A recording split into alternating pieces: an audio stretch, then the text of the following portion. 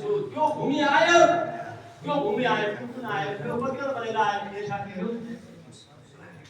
यो सब बढाएर आयो 2051 अहिले बनेर आयो 2065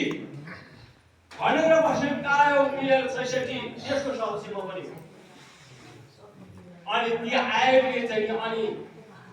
राज्यको ढुकुटी खर्च गर्ने आय बढाउने काम गर्ने सुझाव दिने कार्य नगर्ने यो हिसाबले अनि हामीले भन्यौं यो तीनटा प्रतिवेदनमा छोड्छ अरु किन चाहिँ अब यो संविधान सम्पादिका अरु चाहिँ सुनमा सायद छोड्देऊ तीनटा आयोगको एउटा कार्यविधि बनाऊ एउटा कार्ययोजना बनाऊ भनेर हामीले मन्त्रालयमा बसेर अनि हामीले त्यो संयुक्त तीनटा प्रतिवेदनहरू हेरेर अध्ययन गरेर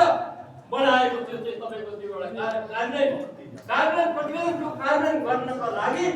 अनि हामीले चाहिँ अनि यो चाहिँ भूमि ऐनमा चाहिँ तपाईको यो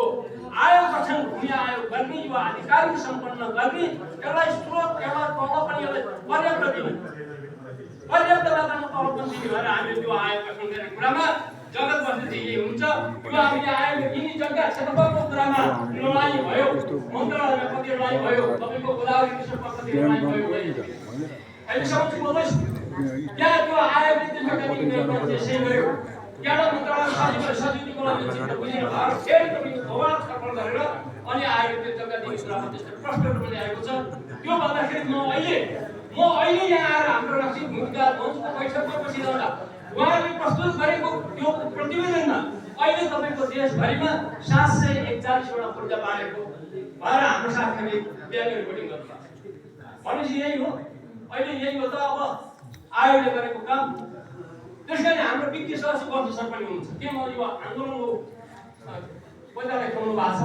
त्यसकारण त्यहाँ के हो त्यहाँ के भयो हामीले जग्गा प्रगति कुरामा के कुराले रोक्यो हामी आन्दोलन गर्ने साथीहरू बाहिर